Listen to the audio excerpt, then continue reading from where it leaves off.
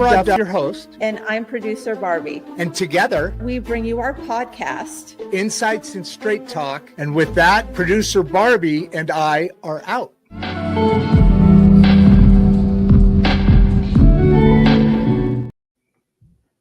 Boom. All right. Hey, we're back. Glad you guys all made it on it. Today's a really cool day. Well, may or may not be a cool day, but it's a really cool subject that we're going on. We talk a lot about, the different issues of the great middle class and how people have access to, have access to a lot more information because of just position, access, finances and so forth. And we've got some really neat shows coming up this week. One's a couple, multiple time Emmy winning producer, going to be talking about some inner building within ourselves. Really excited about that. We've got shows every day this week, as usual. And it's been just been a ride, man. It's been a lot of fun, folks. I really appreciate the support and what you guys are building in this movement.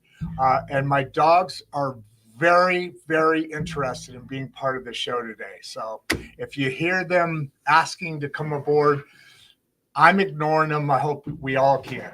But they're big boy and a big girl, and so they like to say hello. So I had a great weekend. Couple good things going on. The class is about ready to move into life. We've been talking about it for a little bit, and we'll talk more about it later, I'm sure. Hey, everybody, appreciate you coming aboard. But as we're saying, today we always talk about having additional access. And when Abdul and I started chatting a little bit ago, not just in the green room, but earlier back and forth, he was very excited, about this show and about the message of this show, because he's doing in real life, in real time, he's bringing what has always only really been available to the super wealthy, let's call it super elite. And again, there's nothing wrong there. It's just, the politicians always talk about bringing people up, into the middle class and growing the middle class.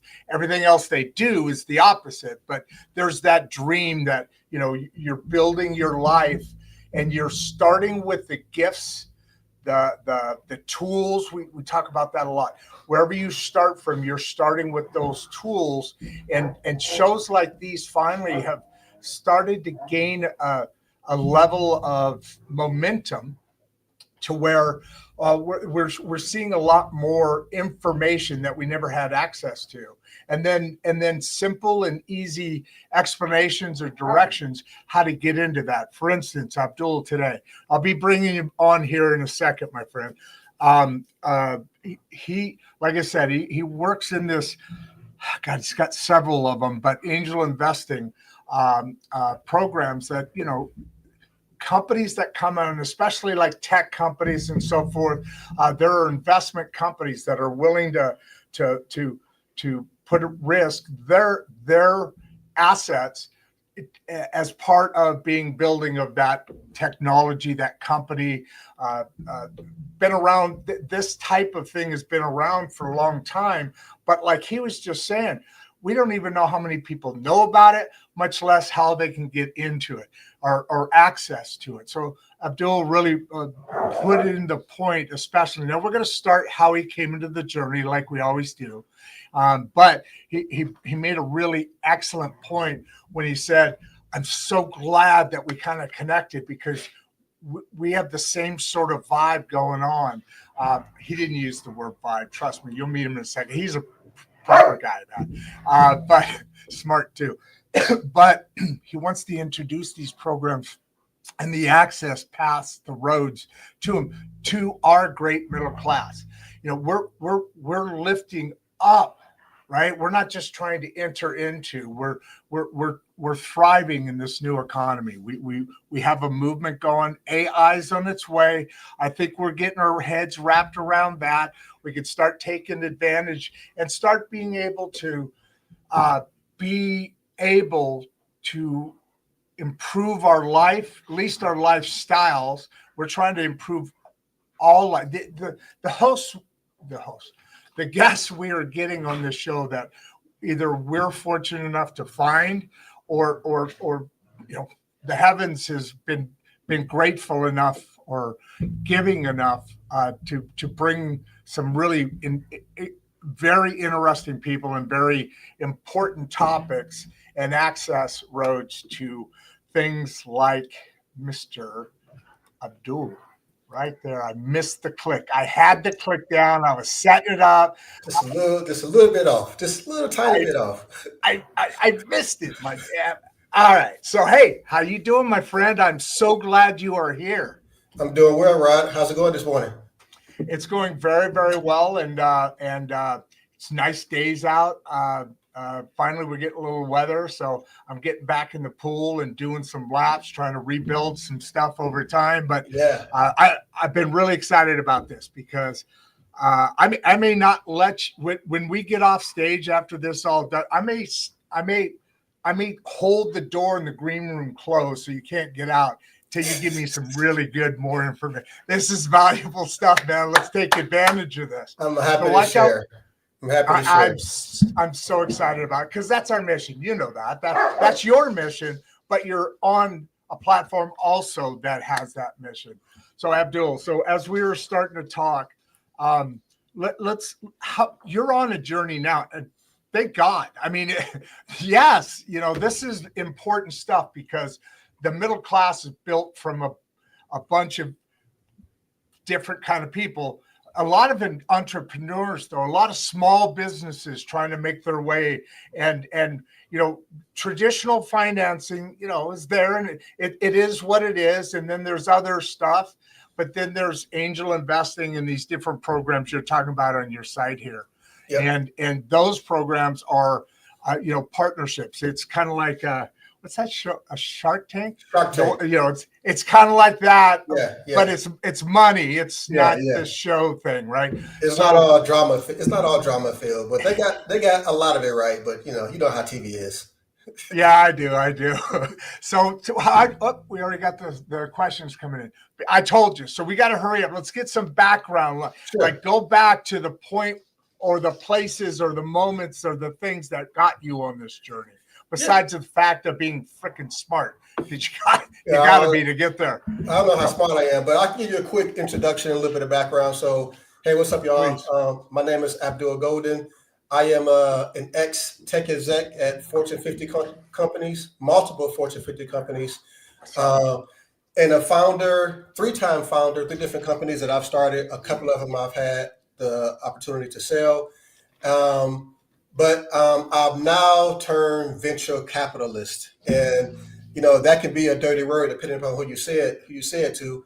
But yeah, so I started out in tech, transitioned to be an entrepreneur, and then now I actually invest in startup companies for a living. That's what I do for a living, right? And so, what's your sector?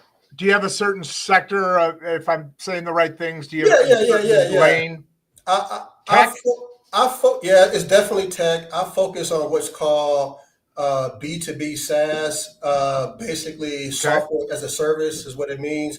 And so, basically software applications that big companies use. That's pretty much what SaaS is. So I focus on that sector. Did you say big or bit companies? I'm sorry. Big companies. Big companies. Okay. Big. Okay. Gotcha. Yeah. All right. Yep. All right. So this got you. You're here because you got into it. And where did that interest? I mean, I'm obviously the technology. You saw a path in being able to move money into things. I mean, did you see it first, or how did you get to that bridge? I mean, now you're doing this. That's a funny question, Rod, because I did not see it for myself first, even though as an entrepreneur and as a person Right. involved in tech for the past 25 years, I've been very close to it without even knowing I was close to it. That's what's so crazy, right? So Yeah. I was very close. I was really right next to that world with having zero knowledge of that world for so many years. Wow. And Crazy. it wasn't until I moved overseas a few years ago and I was trying to figure out my next move. And a friend of mine said, you should look into running a venture capital firm. And I had never thought about it. And I really didn't know what it took to run a venture capital firm. Absolutely. I knew at kind of a high level what that was. It was like basically professional investment companies that invest in high tech startups. That's what a venture capital firm does. I knew that just kind of, a little bit. But then when I really dug into it, I was like, yeah, this is it. I can use this mechanism to really lift up a lot of folks who don't have Exactly. access to this kind of thing. And so that's what got me into it, which is kind of crazy, right? That's a perfect example of how access can limit you. Because even though I was doing all these cool things and people would call me Well successful, done. I was so close to this thing and still knew nothing about it until someone told me. Yeah. It's like a thin veil, right? Exactly. You're walking by and it's a real thin veil. You can almost kind of feel it maybe at times, Yep. but then the mirror comes and hey, That's exactly right. That's right. Perfect, man. And then when I was able to break through that veil, I don't even call it breaking through the veil, right? Because basically I was pulled through the veil from a friend of mine, right? Right. Who kind of already had knowledge of that situation. I learned more about it, dug in head first, and I realized, we could change lives with this if only more people knew about it. Yeah. Yeah. I mean, that's what, we talk about empowering the great middle class, right? I mean, Right. we have this journey we're traveling down and all that. Yeah. But the foundation of everything, you just said it. If enough people can get involved, right? Okay. The more, we're living in neighborhoods that, house after house after house, maybe different, obviously different backgrounds, different ethnicities, different this, different that, different this. But we're kept in boxes. We're trying to get all that moved out of the way because I don't care what whatever that is. You're at a point in time right here in this house. And my neighbor is at a point and he and or she, husband, wife, have a couple kids. I'm the same way. I guarantee you we're exactly the same person. We have the same freaking needs day in and day out. Yep. So when we come together, like you said, more people, the middle class needs to be bulk, right. Needs to have mass, needs to have that power, that united voice and coming through and getting the abilities that you're bringing in right now. Right. And that is exactly why I created my angel investing collective, right? To what's the name? It's called Ajo Angels. It's basically an angel investment collective where I teach everyday people to be confident investors in startup companies, right? And so that's what I'm trying to do to bring. So you're bringing. I'm bringing something that was historically reserved for the ultra wealthy to everyone. Yes. Wow. So when you say what does that look like? I'm having people be confident in investing in startup companies. I train them. So our program works twofold. The first part is two main components. The first part is education. So I teach them all the ins and outs of investing in startup companies, how to find them, how to do research on them, how to figure out if it's a good idea or good idea. Yep. So I educate the people, I educate folks. And then once we get that solid base of education where we have a solid understanding of how to do it, then I provide different opportunities to do it by presenting different companies that people can choose to invest in or not. Oh, dude. Oh, okay. This is at another level. This Yeah. is beauty in action here. I'm teaching you how to do it, and I'm giving you access at the same time. Yeah, it's kind of like I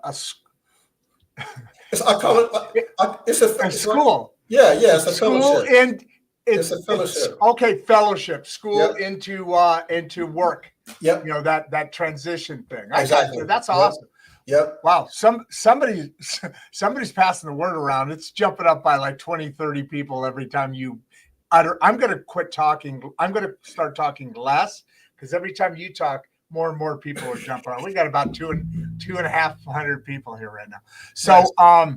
Can I get into a couple of these questions? You're at a spot in what you're talking about, and I want you to leave your contact at the end. You're okay on time, right? I didn't ask you. Yeah, you don't I'm have good. I'm good. Okay. Yeah. I have a feel there's a lot.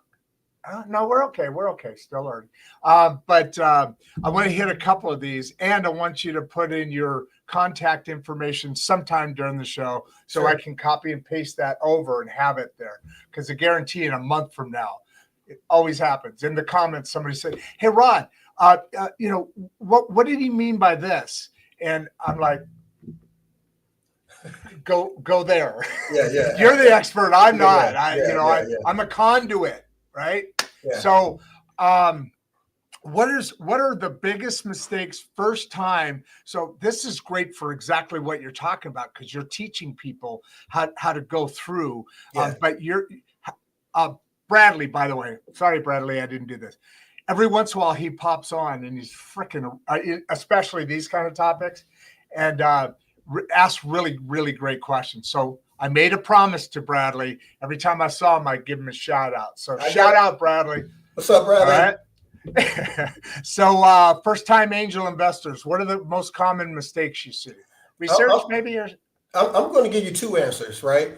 I would say the number one first time mistake that they make is they invest based on emotions, right? Strictly based on emotions, right? I think that's the number one mistake. The second mistake I would say is they don't invest in enough companies, right? They make one or two investments and they feel good about that.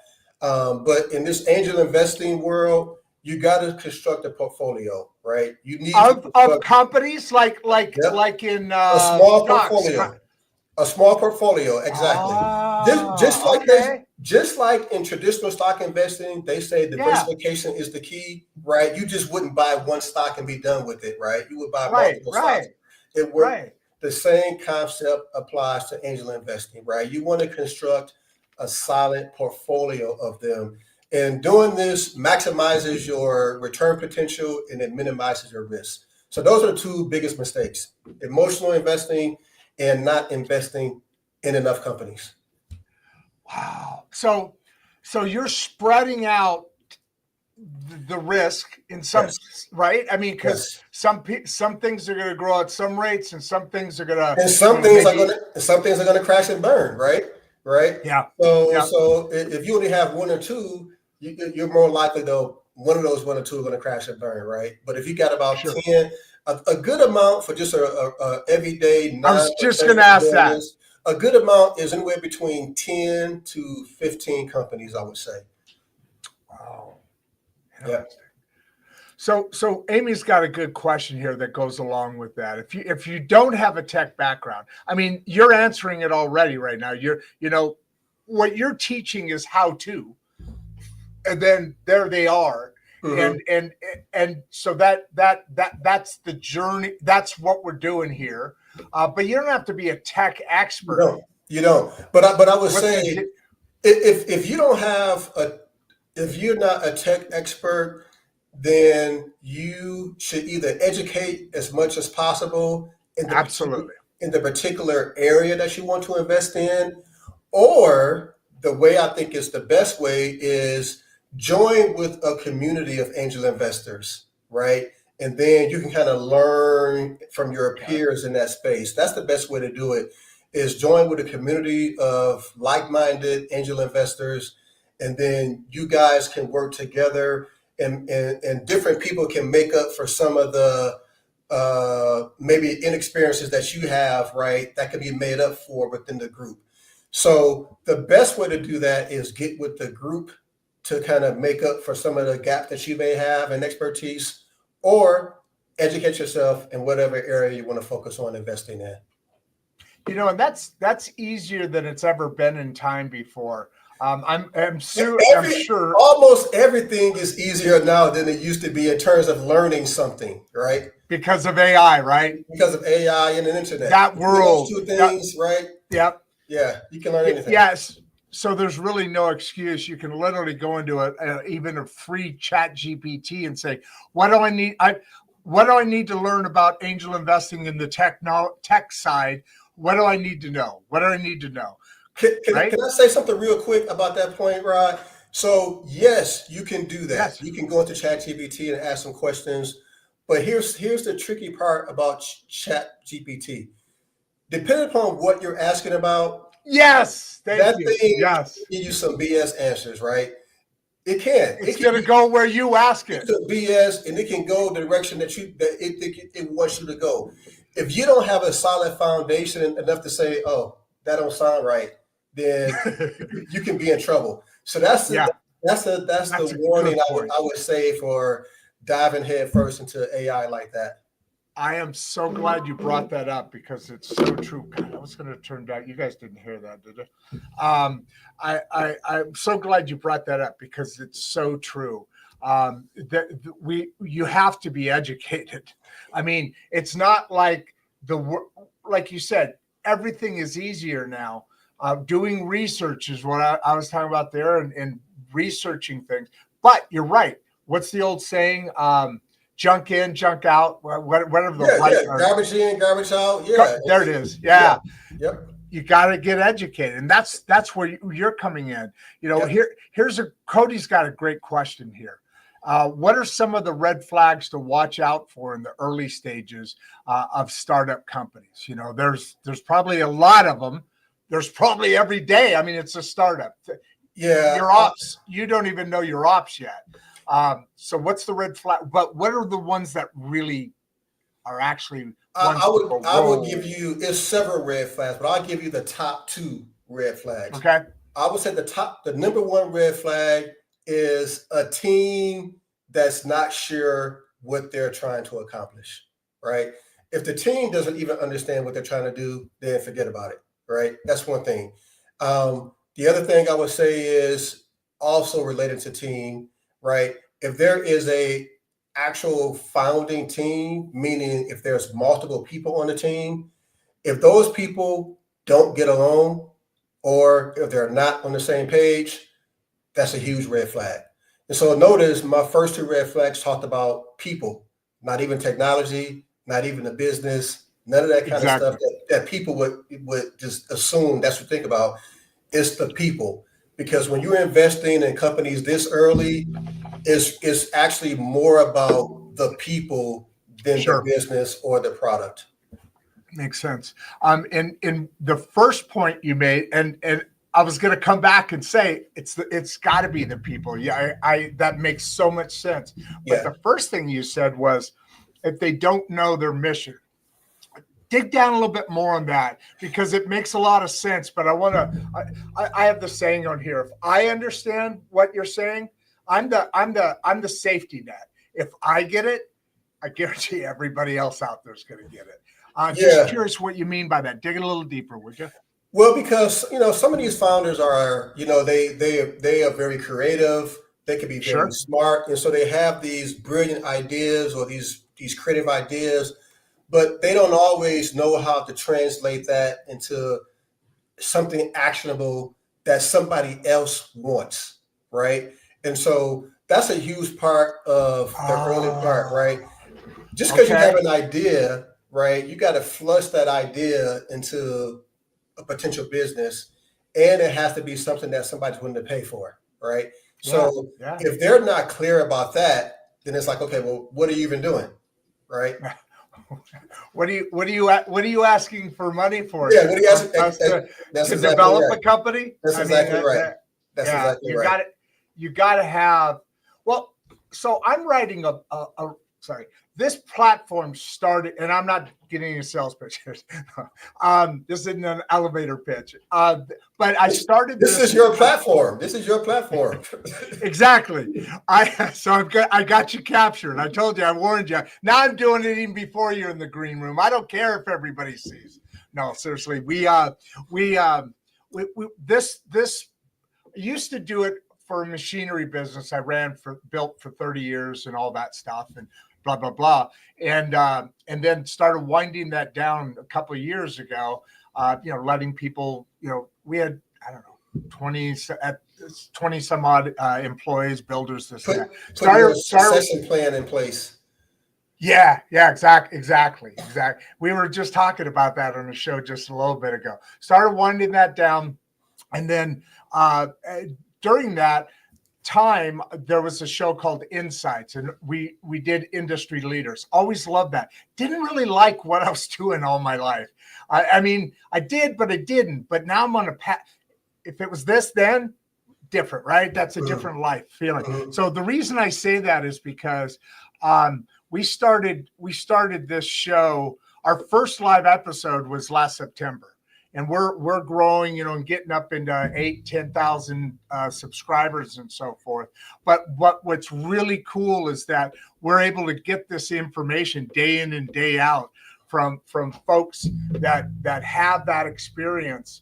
And so what I was saying is we started this because I'm writing a book, and in that book I started querying it, and then I realized I didn't have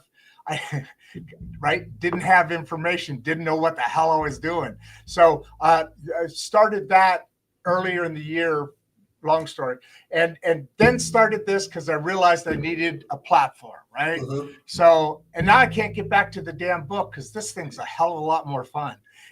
And I spend like every day we do 1 or 2 shows a day, but I'm going to get back to that book. But like you said, you got to get educated. That path has to be in the right direction. And if people don't really know what they're trying to sell, that's why you need a platform. So the people in the publishing offices, if you can't sell yourself, you're not going to sell, right? I mean, You have to be able to sell yourself. Otherwise your product ain't worth crap. Yeah. I mean, nobody will ever see it. Yeah. Nobody's gonna listen to you enough to figure out if your product is worth crap or not, right? So absolutely. Yeah. This is Ronalda. Hey, you promised me you were going to change your name to Alda. She's a regular. As a matter of fact, our TikTok live, she's actually become because the questions, if they go really fast, she's starting, and she just wanted to help. So she come anyway. What age did you recognize this was your calling? You told us already that guy pulled you over.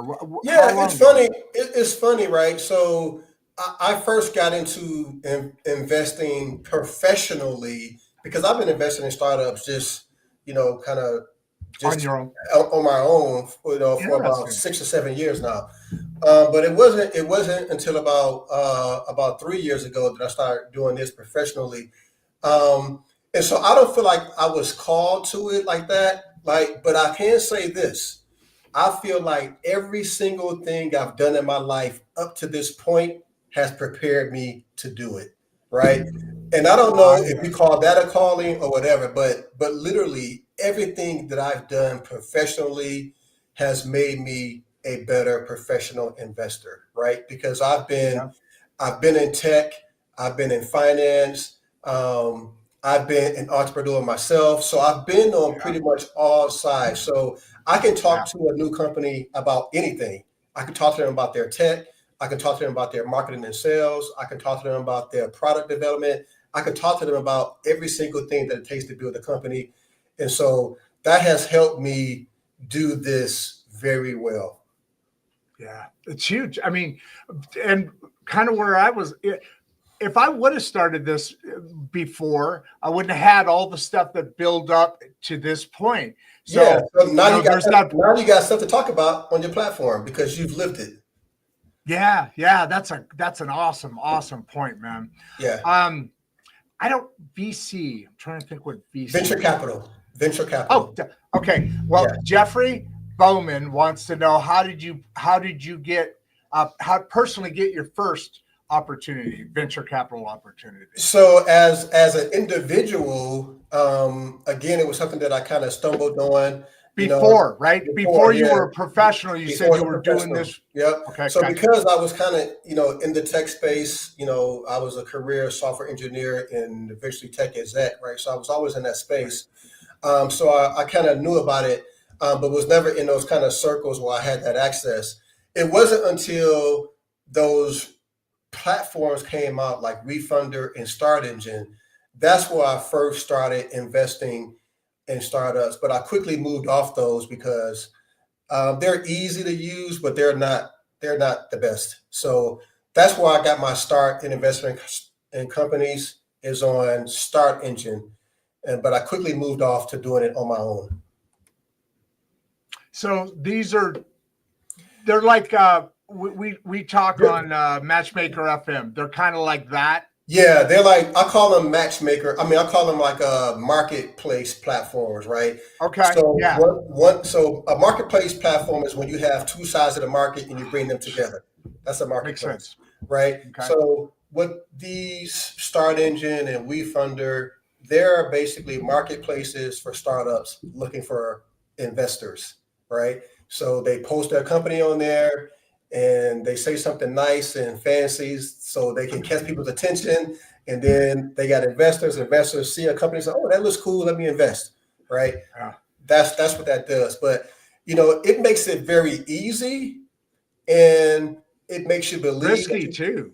Well, Probably it's definitely risky for a lot of reasons that we can go into later, but it makes it easy for you to make these investments in these companies.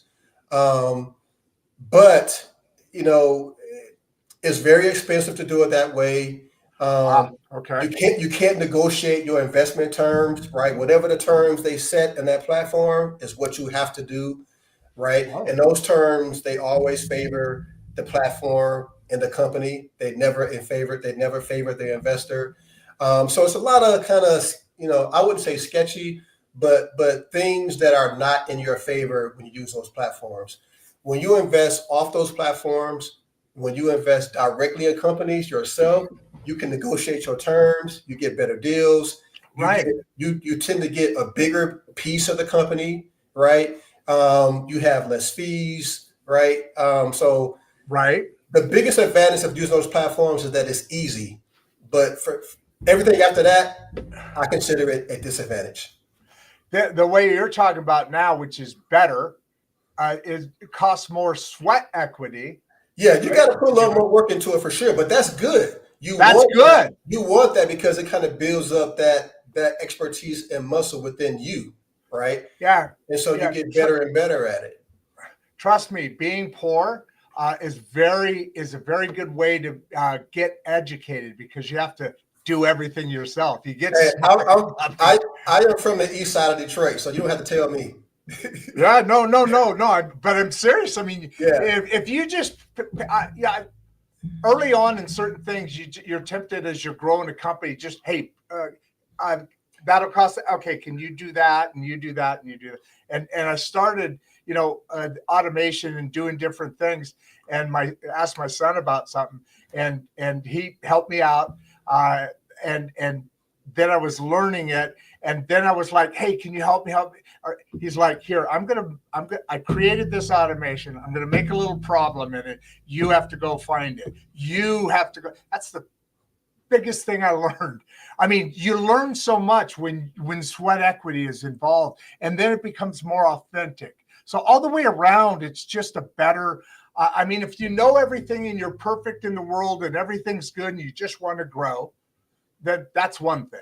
But if you really want to know what you are as a product or what it is that's huge. Coming in, learning from experts, right? Yeah, and depending upon what type of collective you become a part of, you can do both, right? Because some collectives, most collectives, the collective participate in the research, right? They do different parts of that research together. Gotcha. Like somebody may take the financials, somebody may take looking into the product, somebody else may take looking into the team, and then you bring that information together and you and you use that information together as a group, and you make a joint decision: should we invest in this or not? And some collectives, they do all that for you, and they present the deals to you, right? So it depends on what you want to do. Sure.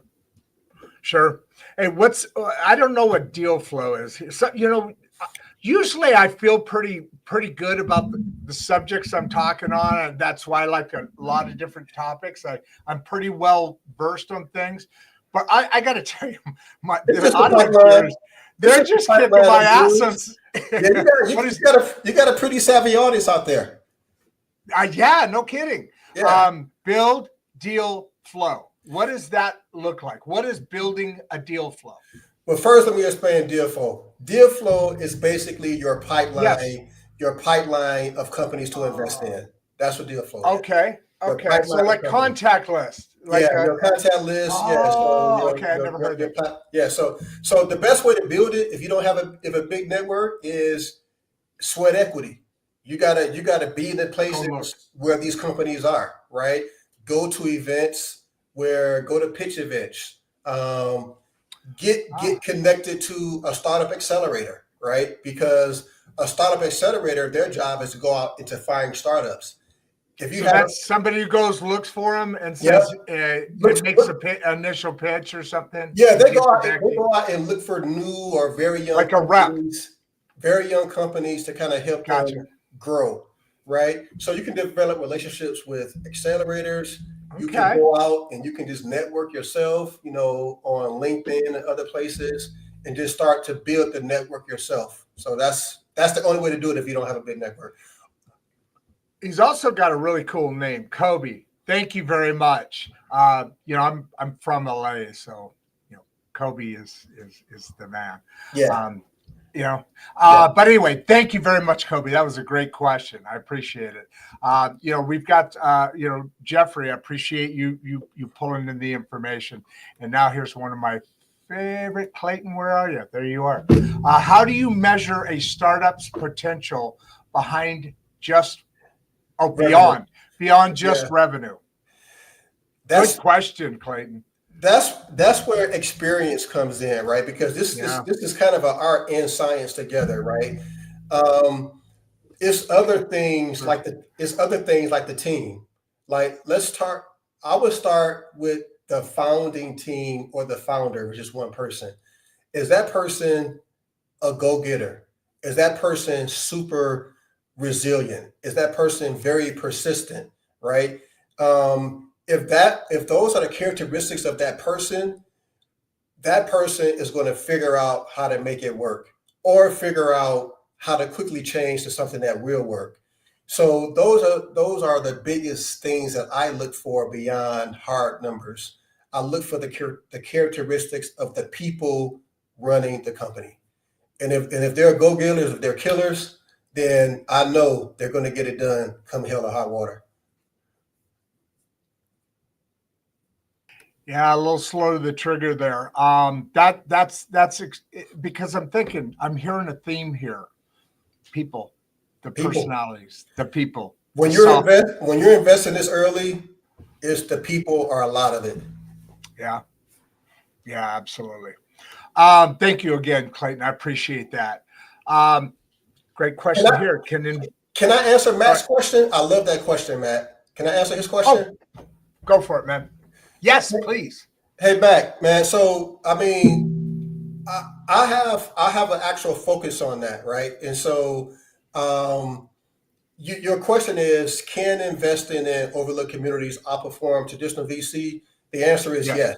And actually, it's not even can. You can rephrase the question and say, have they, right? And have they outperformed? Have overlooked communities outperform other areas? The answer is yes, right? What do you mean by that? Communities. What does he mean by that? What he means by people of color, women. Oh, right? Gotcha. Right. Okay. So typically, parts of the demographic. Oh, yeah. Okay. These are kind of parts of the demographic that traditionally don't get much VC investment, right? No kidding. Because most VC investors are white men. They tend to invest in other white men. typically speaking, right? And so overlooked are women, people of color, and other classes. So the answer to Matt's question is absolutely yes, they can and they have. Freaking gold. It's a freaking gold mine because it's an Because untouched because commodity. more than likely those people are used to working with less, and so they can do more with less, and they tend to kill it. Yeah, I don't want to get too deep into this, but I still got to scratch a little bit deeper. You said Yeah, white men typically, you invest in who you feel, what yeah, yeah. But That's that's the same. Is that's that a. the same? I'm Sorry, sorry. let Go me ahead. just I'm real sorry. quick. Is Yeah, that yeah, let's not get too deep, but is that the yeah. old traditional, stuff that we have dealt with? Is that's just because of that? Is it they just don't think about it? Or is it because there's that, I don't know what to call it without saying a word like racism, which I think is too harsh, but maybe Yeah, not. yeah, yeah. And sexism, right? Men and people of color. So why is that there? Because it's not seeming in the world. It seems better than what you just described in this little pocket. Well, I'm not. I'm just asking. it really goes down to human nature, right? Okay. We as humans tend to react better to people that are like us or that we like, right? Right. Right. Okay. Yeah. And so Sure. because this type of investment was invented by rich white men, right? Sure. For a long time, this industry was dominated by rich white men, and they invested in people that they can relate History. to, right? Which are white men. And so now we're starting to kind of break that down and just kind of open this up to many more people. It's funny. This comes on. I did not plan this, but it's sure if I did a perfect job. Thank you very much for that because we're all evolving. Everything is evolving. Every day we should be learning a little bit and doing better. Exactly. So Daniel here, Mac, like you said, great question. Thank you. And then there's another group, the youth. I mean, that's a whole nother thing. And honestly, especially in tech, I got to think. I mean, look at. I work with a guy that's is he 15 or 16? 16 years. He's over in Greece. He's from the England area. But this whole tech thing is a gold mine for people to be able to start investing. Now, there's some things like you can't invest with a 16-year-old. You have to. Oh, somebody slips up under. You have to. A parent. There's all sorts of other stuff, but youth coming in 18, 19, 20, 25 area. That used to be probably basically is an ignored area. So now you got this over here, women, people of color, and youth. That's a whole lot of raising of the standards of living for everybody, right? I mean, right. Great question, Daniel. Why don't you Right. read that out to us? Would you please, Abdul, please? How can we educate youth on wealth building through equity early? Mm-hmm. I would say the best way to do it is bring them along with you for the ride, right? Whatever you're doing in that, just have them along with you. Have them sit next to you as you're doing research. Talk about it. Yeah, Talk have you on these meetings that you're having with founders or whatever you're doing to build equity, whether it's real estate or traditional stocks or whatever it is. Great The, idea. the best, because kids learn by doing, right? Just have them sit right next to you as you're doing it and talk to them about what you're doing and why you're doing. To me, that's the best way to have youth learn about it because they see you doing it as a parent or a grandparent or a brother, peer, whatever the case may be. And They trust you. They trust you. You're talking to them about it. You're explaining what you're doing and why you're doing it. And they're seeing it happen in real time. And that's the stuff that kind of sinks in with kids. Yeah. And they talk about people grow up certain ways and genes have things to do with things. But really, the surroundings, because especially when they're quote unquote called kids, when they're at that age, whatever. Right. Yeah. They still think you're pretty freaking amazing. Yeah, when they're younger. Yeah. I mean, Before they become teenagers. Exactly. Then you suck. The whole what you're embarrassing your name it, right? It goes, especially girls with their emotions, their things. But here's an interesting thought about that, just to build on to who is that? Daniels, right? If doing what you're saying, so parents and children can grow apart because they're living their lives. The older you get, they're becoming less involved in your life, so your influence they're on their own a little less, yeah, right? So if you're doing this, and it's got to be interesting, right? I mean, it's got to be interesting to talk to your dad or your mom about investing in this company, and if you do it right, it should be easy to do right. Now you're extending the length at which they no longer deal in your world, because this stuff's addicting, I bet, isn't it? I mean, especially for kids. Yeah, it's definitely fun, right? To me, the coolest thing about this is I can see things coming, right? Just imagine if you were having conversation 300 with just Mark. 300. Cool. So just imagine if you had a conversation with Mark Zuckerberg when he was still in Harvard, right? So this is what this is, right? I'm talking to people in that stage, right? And so just imagine that, and you see what that has grown to become. This is what we're doing. We're talking to the Mark Zuckerbergs of the world when they're still in, as they're just building the thing that they're building. Yeah, I mean, excellent. I didn't want to jump off there, but I couldn't quite. I didn't want to sit here and try and figure out what he's saying here. I understand the question. Gerard, go ahead. So his question is it possible to invest with small capital and still build wealth? The answer is yes, you can. That's traditional is what he means, right? He's asking a general question about investing. Small capital? Yeah, the answer is yes.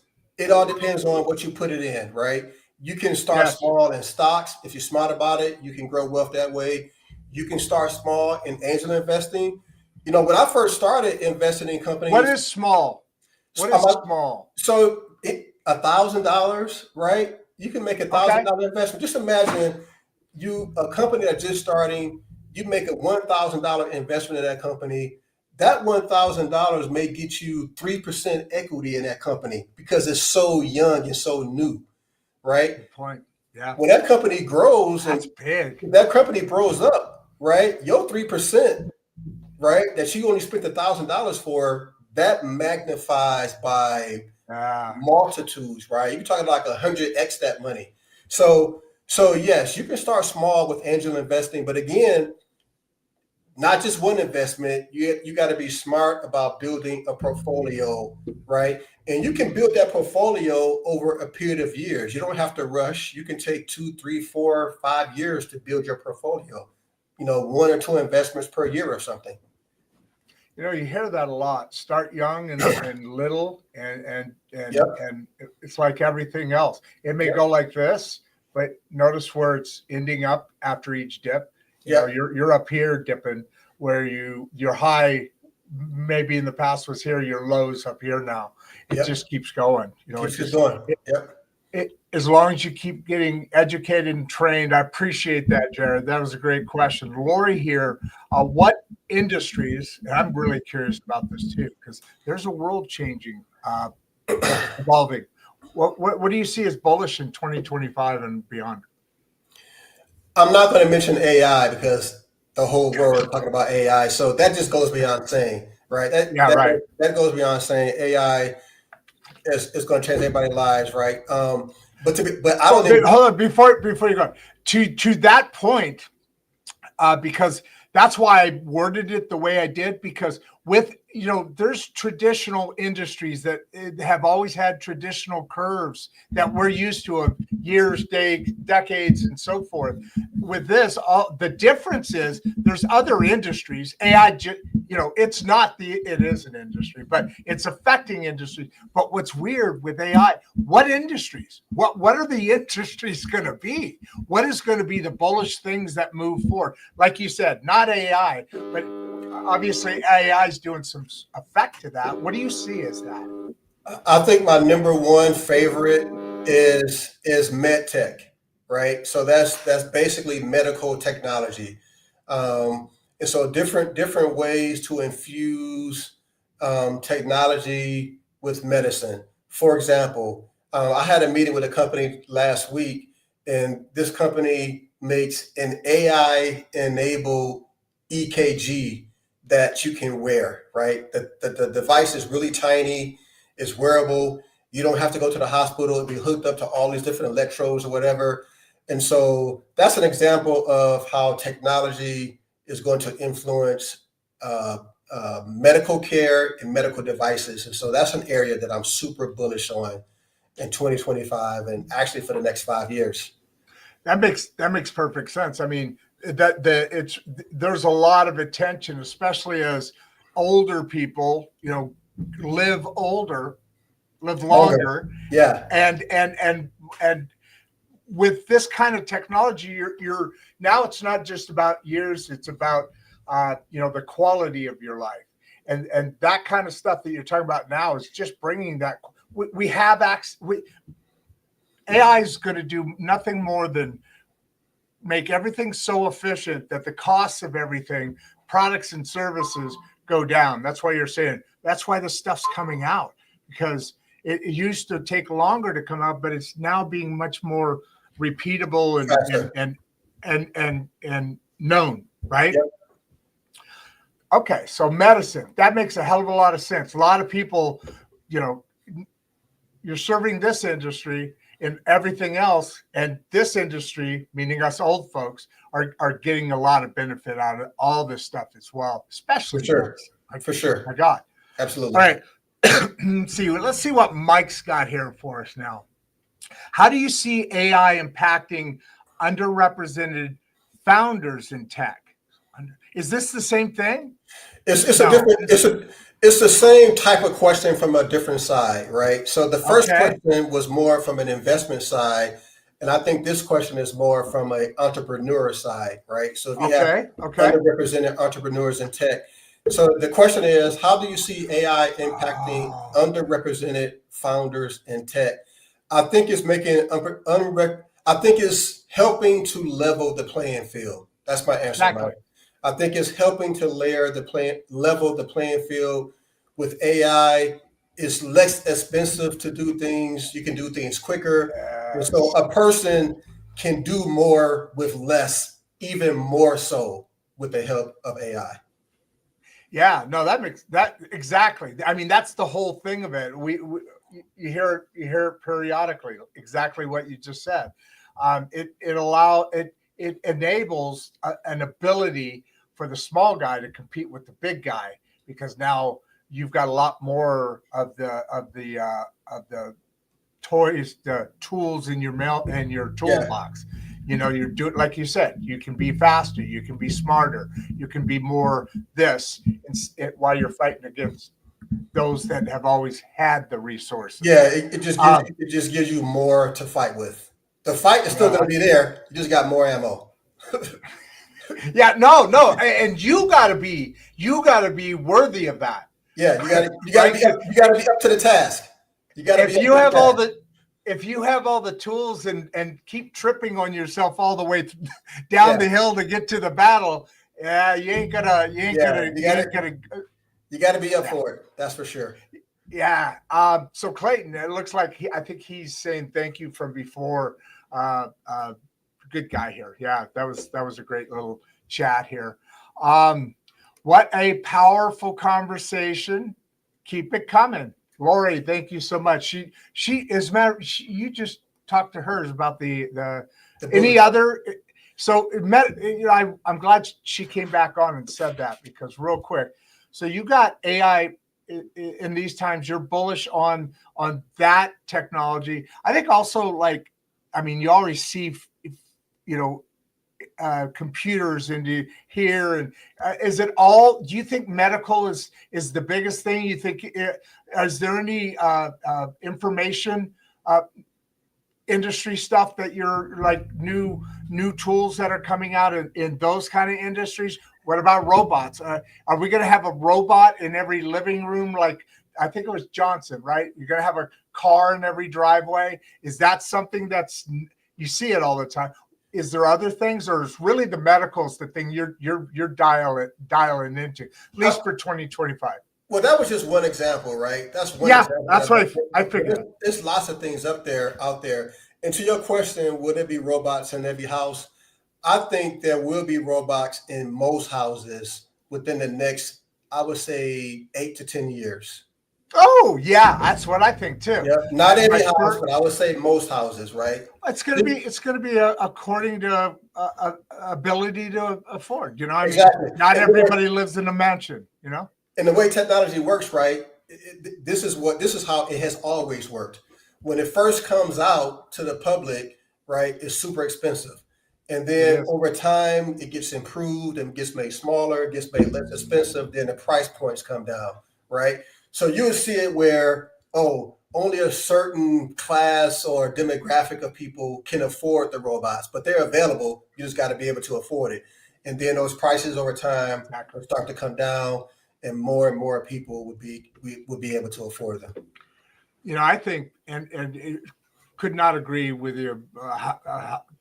People used to not be able to afford an Apple compared to a PC. That I mean, because of that, whatever technology was in there. But then, like you said, it starts to come down, become more. But I think, like at the time, robots. I think that coming down, that cost is going to drive down faster because it's just so much more. Like we were talking about, it's more efficient. It costs less to manufacture over a little bit of time so it's going to be exciting. There's going to be, like you said, 8 to 10 years. I think I can make that.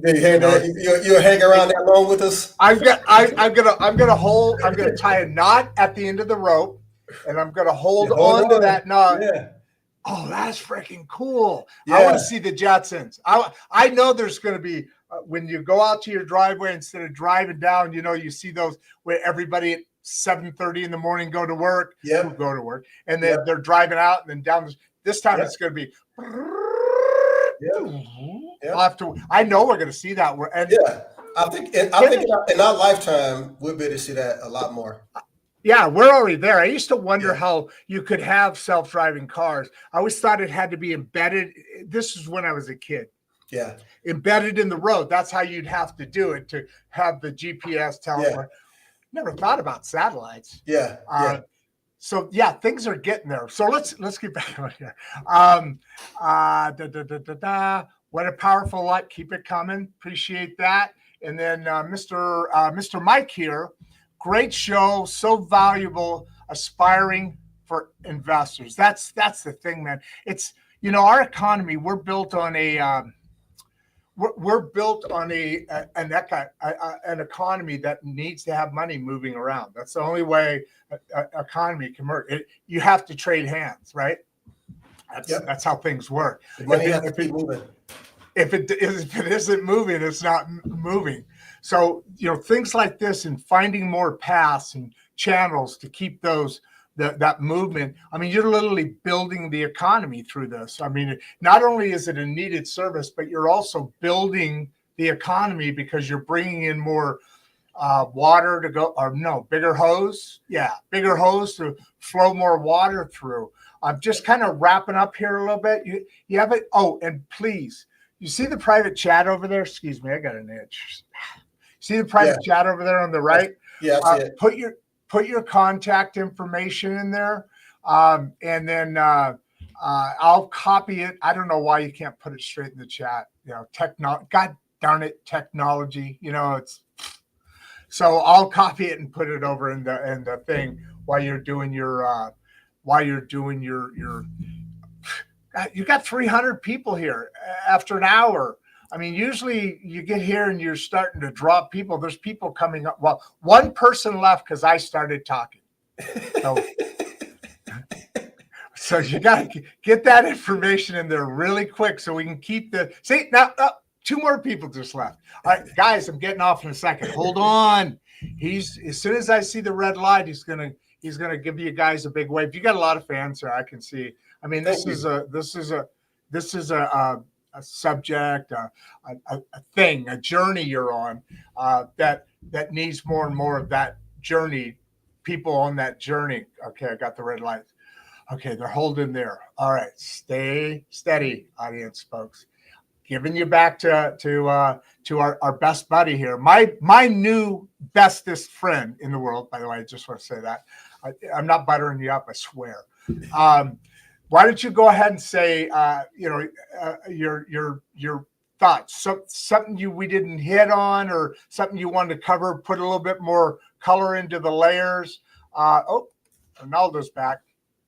Okay, I was on a good roll there. I was dialed in. I had timing, and then I was going to jump into that. Now Ronaldo comes in and gives me a little poke and says, "Did you see an investment that you would pass on?" And now, it's actually a very good question that you wouldn't look at. And how does that back and forth, that safety for you? I mean, because there's risk at investing in anything, right? Yeah. Last remarks, and then just roll into your closing there, and I'll copy everything over. I'm going to jump off so I can copy that over. Okay. Okay. Go ahead.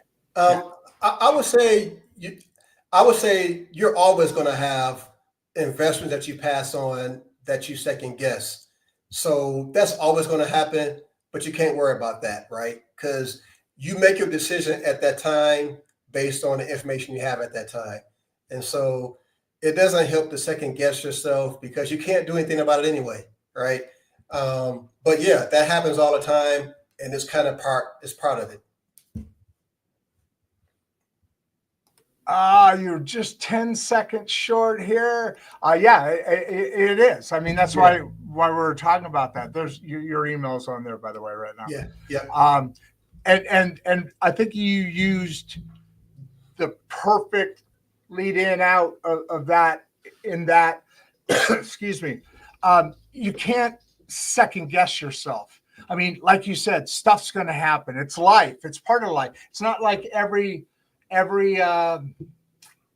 relation. Let's not go there. It's life. It's things go down or they don't, or you learn things through that. So but if you get into second guessing yourself every time, then you're going to have a lot of problems, a lot of errors, right? You are. Wrap it up for us here, brother. Abdul, it's been great. Wrap it up for us, man. I would say, right, when it comes to the middle class and helping to elevate the middle class, yes, in my opinion, angel investing is one of the most powerful ways to do that, right? Because you're tapping into something that was historically reserved for the wealthy, and you're making best use of it. And as somebody asked earlier, you can take a small investment, and that small investment can multiply 100x, 1,000x, and that can set you up for the rest of your life if you approach it in a smart way. So, I just leave people with that. Angel investing is a powerful tool to do some of the things that we're all kind of trying to do, right? But I don't think enough of us are using this particular method for that. Yeah. And it fits in with what you can already be doing, whether it's stocks or real estate, right? Absolutely. It's just another type of investment that you can add to the mix. Hey, folks, and another little sideline thing here. It's you're investing in something like you're in stocks. They used to try and sell that as being part of an owner of a company. It's cool to be the owner of a company. Just an ego thing, right? Hey, right? In this you are, but you are a much bigger slice of ownership compared to stock, right? When you invest on the stock market, it's a gazillion million shareholders, right? Right. When you invest in a new company, it could be 5 shareholders, right? It could be 3, it could be 2, right? Well, you actually at that point, you said it before, you could take $1,000 and own 3% of a company. Now you're owning 3% of a company. You are ownership of that company. When you have stocks, like you said, and you own shares. Shares, minuscule shares. Yeah. So it's not the same. It's not the same vibe. And I brought that up only for the vibe, because imagine that. Could you imagine putting $100 in? Now this is a different vibe in Apple, when it started up. Yeah, that's exactly what this is about. And some people did, and now they're billionaires, right? Oh, yeah, big time. Hey, man, Abdul, this has been awesome. Give all your fans thanks, everyone. Thanks for your questions. Hang out for me. I'll anything. Let's stay in touch, because this is an important message. Okay. I'm gonna throw you back. Well, not physically throw you. I don't think so. No, I'm digitally going to throw you into the green room. I'll meet you in there in a minute. Okay. Okay. All right. See ya. There we go. Hey, I opened it up. I did horrible, but closing it, I did okay. That was a nice little thing there. See, you taught me something new already, Abdul. So I am very happy that I told you guys exactly the truth, which is exactly what this is all about. It's not just a sales pitch, so to speak.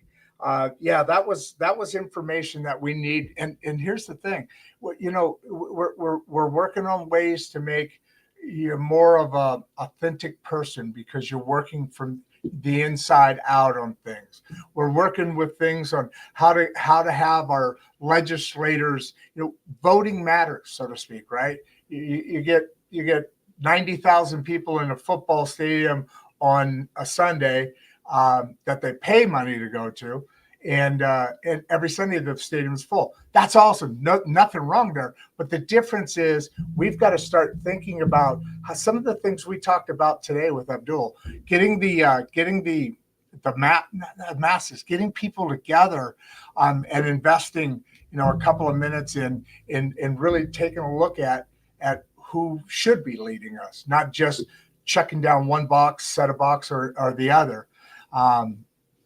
That's a whole separate subject, but the whole point being improving ourselves in each of these different areas just makes us a better person. It makes us somebody who has deserved and earned the right to be somebody else's partner. You invested in yourself to do that, not just to make money, or not just to be a caretaker, or not just to, essential thing, which, all of that's part of it. But when you build yourself, I wish I would have known this statement I'm going to say right now 40, 50 plus years ago. But when you build yourself, you make yourself someone who is more qualified and more better. I'm liking that word for some reason, but now you're, when you live from that and you work on this and that, then you create a better neighborhood, because they're doing it too. And like Perel, the shampoo, and so on and so on. And it builds and builds and builds, like what our friend here is doing in building that journey, while opening up these additional over 2 questions out of that. First of all, there were a bunch of questions that were awesome, and I wasn't even knowledgeable. I take a great pride of pretty much knowing a lot about a good amount about things, at least enough to understand what they're. Wow, you guys were like, poof! Try and get that one, Rod. You guys were blowing them out of the park. These questions were. There are some really good questions there, and it was embarrassing to say, okay, would you read this one? No, just kidding. Hey, look, it's been great. You guys subscribe and like the videos, subscribe to our channel, support us. We're trying to get to a point where I can move back to get to my grandkids closer, over there where we're from. And now that this is kind of building up, we were talking about the exit strategy of the business before. That's a landlocked business. You can't make money. You got to be in the middle of your customer base, basically. Long story, doesn't even matter. But now, once I get this to the point where it can be equitable enough to where, because I can do this anywhere. I could even like get out on Hawaii where I lived, where my sister was born. I mean, we could really take this anywhere, but hit like, subscribe, tell all your friends, tell everybody, and, tell them about your host, Rod Duff. Tell them about Insights and Straight Talk, and tell them about producer Barbie, and I'm out. Before you leave, if you'd like to watch another one of the podcasts, click the first link in the description. We love having you here and we appreciate all your support. And with that, producer Barbie and I are out.